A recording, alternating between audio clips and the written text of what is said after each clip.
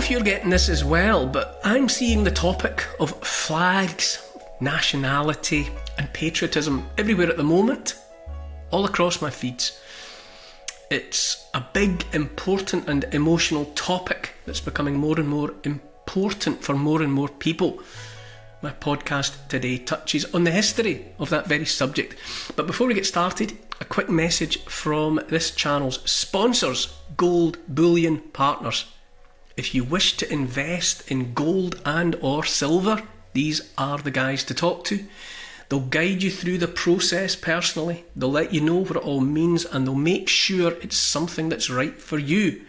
One thing they say is gold typically returns around 8 to 10% per year over the long run, doing well during times of uncertainty. And these are times of uncertainty. The link to their site is in the notes below this video. And one final note to help support the channel and get exclusive access to all sorts of fascinating stuff, sign up to my patreon.com site. Just go to patreon.com, look for me by name, part with some cash and join us.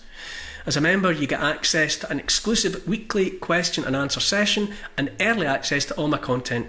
There's even the odd competition, and you become part of a great group of people. So come along, join up and make the site even better. I'd love to see you there. The Patreon link is below this video, and it's on my website too, neiloliver.com. Okay, now it's time to meet a fearless leader and defend England's borders.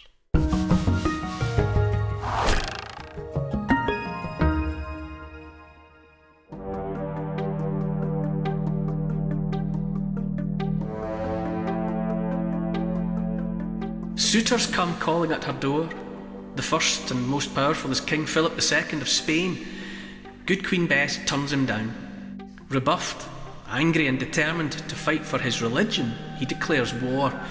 Clad in armour, dressed in white and rousing her troops at Tilbury, Bess declares, "Let tyrants fear." In this moment, she makes her memory immortal. And England. Endeavouring to understand history in hopes of illuminating the future, I'm Neil Oliver, and this is my love letter to the world.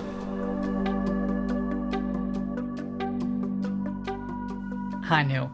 In last week's episode, we travelled back in time to Spain in the mid-1500s to ask questions about compassion and what it means to be human and alive. Where are we this week? Morning, Paul. Well, this week's episode has another large and threatening presence, courtesy of Spain. Step forward, King Philip II of Spain and his Spanish Armada. The date is the 9th of August 1588, and we're at Tilbury Fort on the banks of the River Thames as good Queen Bess, Elizabeth I, delivers a speech that pulls England together, cements her reputation, and in some ways marks nothing less than the birth of nationality.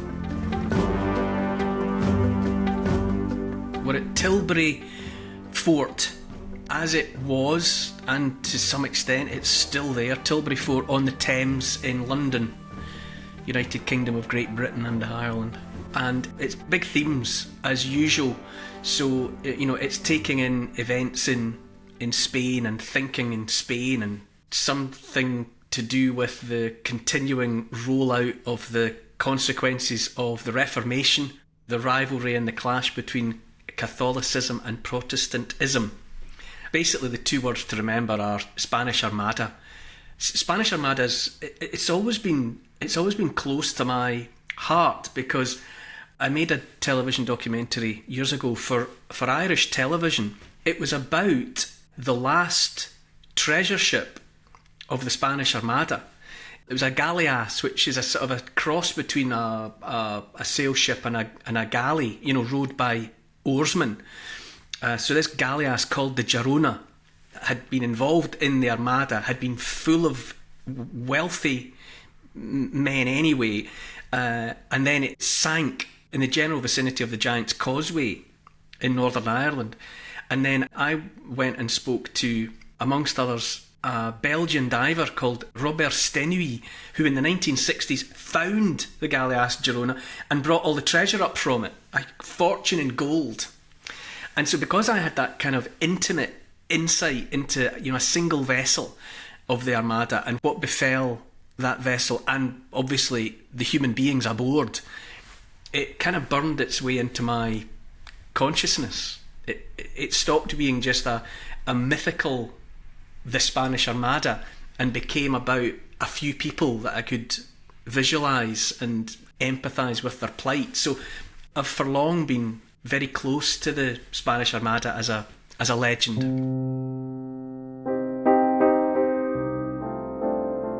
But to get to the specifics of where we are in this love letter to the world, here's the thing. Being British Isles has always worked well for the inhabitants thereof.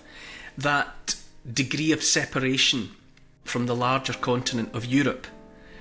But that separation, those relatively few miles of North Sea that separate one from t'other, has in the main worked well for the British. And the story of the British Isles is very much a product of us having been separate from the main.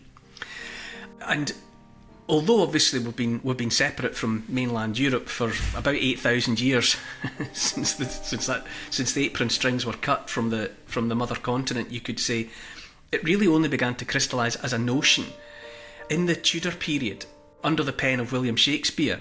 He had a great deal to do with it, and the attitude of the Tudor family of kings and queens, and good Queen Bess in particular, Queen Elizabeth I.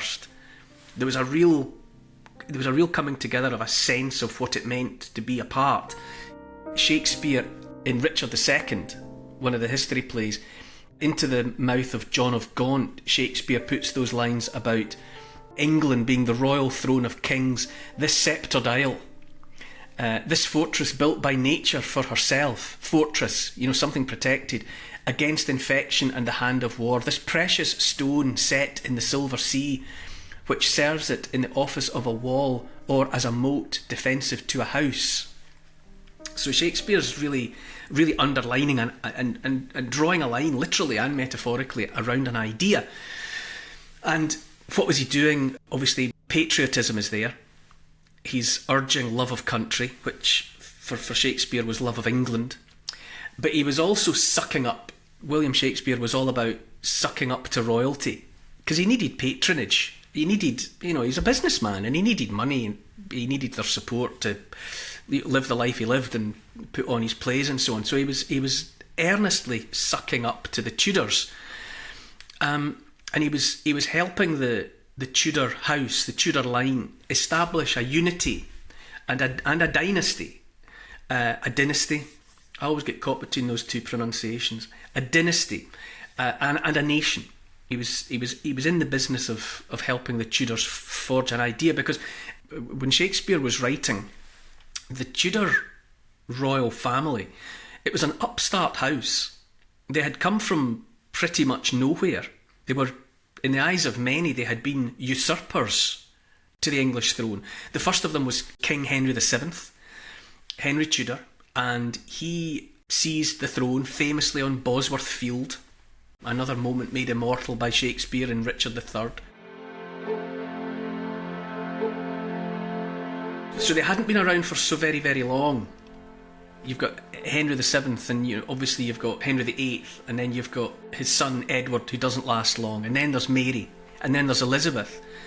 So by the time that William Shakespeare was sucking up to Queen Elizabeth, could have gone either way for them. They weren't so deeply established.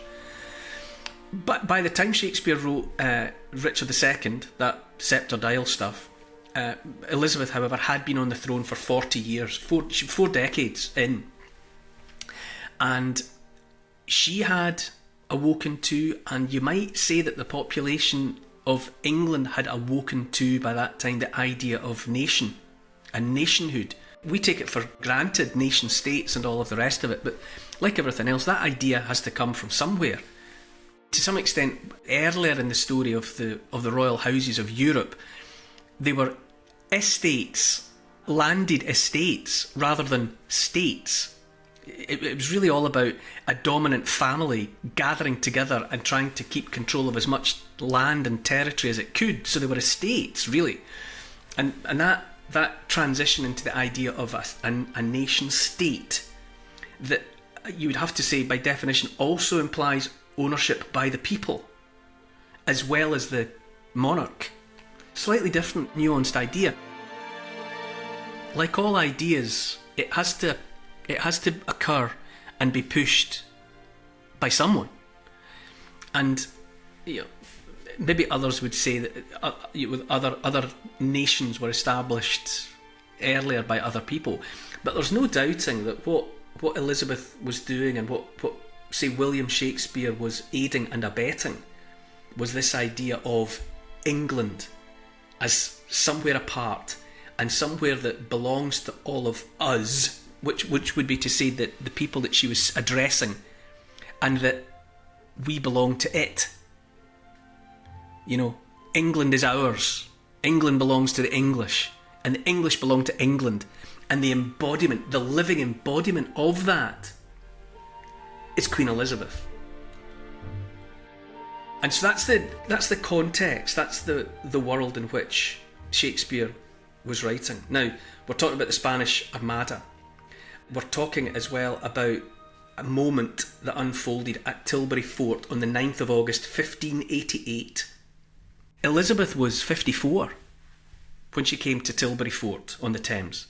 And that's a fair age for the 16th century, especially a woman alone.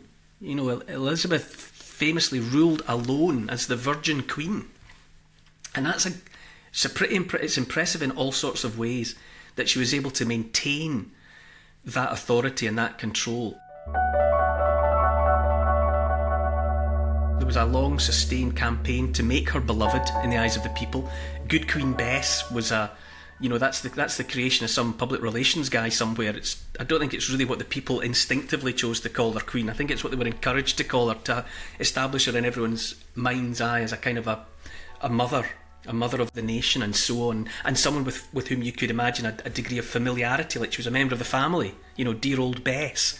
All seems a bit unlikely, really. By August 1588, it was about a year and a half since she had sanctioned the execution of her dear old cousin Mary, Queen of Scots. The axe fell on the neck of Mary, Queen of Scots, after 19 years of imprisonment. She'd been held as Elizabeth's prisoner to stop contemplating usurping Elizabeth's position on the throne. So she'd been 19 years in the clink. A year and a half before the whole adventure involving the Spanish Armada, Elizabeth had sanctioned the final solution to the Mary problem, and she was beheaded in Fotheringay Castle in Northamptonshire. So it's important to remember that for all that Shakespeare and others were pushing this idea that Elizabeth was a beloved figure, and she certainly did have her supporters, and there certainly would have been those amongst the common populace that held her in high regard, but she also had her haters. Why was she so scared of Mary, Queen of Scots? Well, as I say, there were those who hated Elizabeth, and I mentioned at the top of this the Reformation. So there was abiding antipathy between Catholicism and Protestantism. Henry VIII had broken England away from the Church of Rome and had established the Church of England, and the waves of Reformation and antipathy between the two faiths and the wars of religion kept rumbling around Europe for the longest time. And France and others were Catholic, so there was daggers drawn there, and there was also opportunity for exploiting situations politically. Henry broke with the Church of Rome as part of his campaign to divorce his first wife, Catherine of Aragon, who was Catholic. And of course, everyone was Catholic up until that point, including Henry VIII. Henry VIII was a devout Catholic, and then he broke with the Church of Rome, and in his head, to him, the Church of England was Catholic in all but name, except that he was the head of it instead of the Pope. To his dying day, he regarded his faith as Catholic in nature, just not necessarily in practice. So he broke with and divorced Catherine of Aragon. But in the eyes of Rome, in the eyes of the papacy, and in the eyes of Catholic monarchs, it wasn't possible for him to be divorced. Elizabeth was born to his second wife, Anne Boleyn. And for those who didn't recognise that second marriage, or indeed any of Henry's subsequent marriages, the 6 wives of Henry VIII and all of that, for those Catholics that didn't recognise the legality of the divorce, nor the legality of the marriage to Anne Boleyn, it meant that any offspring, which is to say Elizabeth, were illegitimate. So in the eyes of those it suited to be offended by Elizabeth, her perceived illegitimacy, her bastard status, that was a great weapon, that could be used philosophically and legally and politically against her. So in the eyes of those the notion suited, she was simply illegitimate. She couldn't sit on the throne. She wasn't the rightful queen. One of her staunchest opponent, her most outspoken critic, if you like, was the Catholic King Philip II of Spain. Now, bear in mind that Philip II of Spain had been married to Elizabeth's half-sister, Mary. After Henry died, he was succeeded by his young son, Edward, who was quite frail and didn't last long. He died. Edward was then succeeded by Mary, who was Henry's daughter by Catherine of Aragon, his first wife. So she was both legitimate and she was also Catholic. When she died, she was succeeded by Elizabeth, daughter of Anne Boleyn, Henry's second wife. Elizabeth was Protestant and illegitimate as far as Catholics were concerned. So it meant that Elizabeth's position was not secure, and many people who were opposed to her being queen at all. And Philip II of Spain was certainly one of those. He had been married. He was married to Mary, but then Mary died. When Elizabeth ascended to the throne as a Protestant, Philip asked Elizabeth to marry him. Right? He was trying to collect the set at that point. And as a condition of his proposal, he wanted Elizabeth to reject her Protestantism and join the Mother Church of Rome. So he wanted her to convert to Catholicism, and she refused to do that. So she rebuffed him. I mean, Elizabeth rebuffed. She turned down every suitor. But quite a big deal turning down Philip II of Spain. Philip's father was Charles V of Spain, who was Holy Roman Emperor. And from Charles V, Philip had inherited not just the Kingdom of Spain, but also the colonies in America, in the Americas, and the Spanish Netherlands. So he was a serious figure, and she had knocked him back. Elizabeth understood. She was astute, and she knew that if she had married anyone, Philip II of Spain or anyone else, under the mores and morals of the time, she would have had to submit to her husband. So she would have surrendered power. She would have been in second place to her husband. And being astute, Elizabeth just wasn't prepared to do that. And so she reconciled herself to remaining single for the entirety of her reign. And around that was built the notion of the Virgin Queen. It also created all of the most significant problems for the House of Tudor, which was that there was no heir. She couldn't and didn't produce an heir. So Elizabeth has spent her reign turning down every man that offered to marry her and become her consort or king alongside her. So when Elizabeth sanctioned the execution of the Catholic Mary Queen of Scots, in the eyes of many, Philip II of Spain included the legitimate heir to the English throne, that execution was an opportunity, a political opportunity for Philip. Because here was, the legitimate Catholic heir to the throne had been executed by the illegitimate Protestant so-called queen. So that gave him all of the political ammunition that he needed to declare that once and for all he was entitled to deal with the spiritual wrong that was Queen Elizabeth I of England. So he puts together the Spanish Armada. In May 1588, this what he called the Great and Joyous Armada, 140 odd ships, set sail from Lisbon in Portugal. By the end of, nothing happens fast in those days, towards the end of July, so it's, you know, all of a month and a half later, the two navies, which is to say the Spanish Armada and the English Navy, have their first clash. They come together in the English Channel. The English are led by Francis Drake, and it's inconclusive. The two forces separate, and we go into a kind of a limbo at that point. Later that month, the Spanish Armada is anchored by Calais in the English Channel. 25 miles away from Calais at Dunkirk, that everyone's heard of because of the adventures in the Second World War, the army that Philip had ordered to come together, ready to cross the Channel and invade the Thames, invade London, they're sitting ready at Dunkirk. They're in transports, like landing craft, ready to sail across the English Channel and fight the land war to depose Elizabeth. That landing force is commanded by the Duke of Parma, Alexander Farnese. Now, they're waiting because they are expecting to be escorted. These landing craft are expecting to be escorted across the English Channel by the Spanish Armada, all the way to the Thames, all up into London, to land, invade, and do the job of defeating the English army and deposing Elizabeth I, so that Philip can polish that throne with his own bottom. So the Armada's like a protection force. Yeah, they're there. It's all part of a combined attack on England, but they're there. One of their principal tasks is to escort the army across the English Channel until they make safe landing. The English attack them where they're sitting in Calais. They sail ships across and set some ships on fire ships.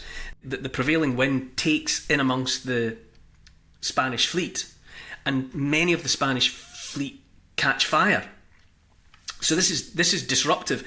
In order to get away from that, very dangerous situation, the surviving Spanish ships, of which there are still many, they slip anchor to get away, to get away from the fire and to regroup somewhere else. But as the legend of the Spanish Armada has it, a storm kicks up just when the Spanish don't need it, and just when the Spanish are most exposed to the elements, and the storm scatters them.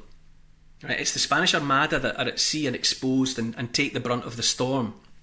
It's subsequently known as the Protestant wind, as though God was on the side of the Protestant force and decided to scatter the Catholic Spanish fleet.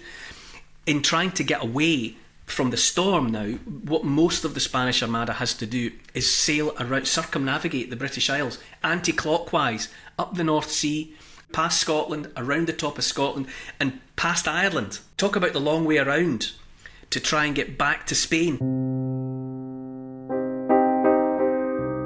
Now, only half of the ships survive the storm and that circumnavigation, and only half of the men ever get back to Spain.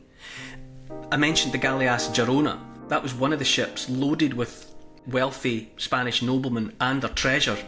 It's one of the many that comes to grief off the Antrim coast of Ireland. And the problem that all the ships have is that they can't really put into land very confidently. Not even necessarily in Catholic Ireland, because they're still foreign. It's dangerous for anyone as aliens landing on sovereign soil elsewhere. So they basically just have to keep at sea, and they all come to grief, or the vast majority of them come to grief. So this idea that cements itself later on is that this Protestant wind blew and scattered the Spanish fleet, and in that period of time, in those days and weeks, the English, there's no GPS, there's no satellite navigation. They don't know for certain what's happened to the Spanish Armada. We do. History tells us exactly what had happened. But for the English, waiting, there's an army 20,000 strong waiting to defend London, and they don't know. It's not like they're listening to the radio and getting updates on what's happened to the Spanish Armada. So they just have to wait in the expectation that the invasion might still come. As far as they know, with or without the covering fleet, the landing craft full of thousands of Spanish soldiers might come anyway. They might depart Dunkirk and come and get the job done. So it's in that period of uncertainty and considerable tension, when, as far as the English are concerned, there might still be everything to play for, that Elizabeth comes to Tilbury. God, what a backstory. It's taken so long to get here. But it's in those circumstances that Elizabeth comes to Tilbury to galvanise and to straighten and strengthen the backbone of the 20,000 strong English army that are waiting to, if necessary, defend London. And it's the moment that makes Elizabeth, or it makes her immortal, and it makes England England, is the truth of it. She turns up. I mean, if you imagine the scene, they're all there, all the soldiers are there, and the Queen comes. Now, in those days, you didn't see the monarch very often necessarily. You could live and die without knowing for certain what the monarch looked like. But here she appears among them, riding a white horse, clad in white, with a white armoured breastplate that she's borrowed from some suit of armour somewhere. She's got white feathers in her hair. So she appears as this kind of white angel, goddess of war, apparition. And furthermore, she doesn't come with a great bodyguard. You know, she doesn't come surrounded by hundreds of armed men.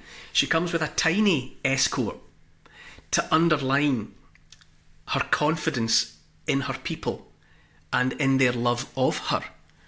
And so she comes and dismounts and she moves amongst her people, which is quite the PR moment. And then she gets up on high ground somewhere and she starts to speak to them. And she underlines, she tells them why she's come almost alone and why it doesn't bother her that there she is, so exposed amongst all of these potentially dangerous fighting men, because there's rumours flying that the Spanish have infiltrated the English army and that there could be assassins just in there mingling with the English soldiers. But she starts to speak and she says, "My loving people," that's how she begins her address, "my loving people, we," that's the royal we, "have been persuaded by some that are careful of our safety to take heed how we commit ourselves to armed multitudes, for fear of treachery. But I assure you I do not desire to live to distrust my faithful and loving people. Let tyrants fear." So she says she has come among them to live and die among you all, to lay down for my God and for my kingdom and my people, my honour and my blood, even in the dust. And it's good stuff. Historians, generally speaking, are content to accept that she pretty much penned that speech herself, that it's her own words spoken there and then, rather than any notion that she didn't really say anything of any great note and that subsequently other more impressive words were put into her mouth at some subsequent point as part of the building of the legend. But on the contrary, historians are generally disposed to accept that she actually said that there and then, which is impressive again. I can't really not quote probably the most famous lines of all from the speech, which is to say, "I know I have the body of a weak, feeble woman, but I have the heart and stomach of a king, and a king of England too." That's good stuff. So there she is in white, at 54, decades into her reign, and she's embodying good Queen Bess, the Virgin Queen, in all her white purity. And she's embodying the notion of England itself, a place apart, something that is entire unto itself, separate from any and all. And so there in that moment, on the 9th of August 1588, Elizabeth establishes, crystallises, makes real the very idea of England as a nation, England as England.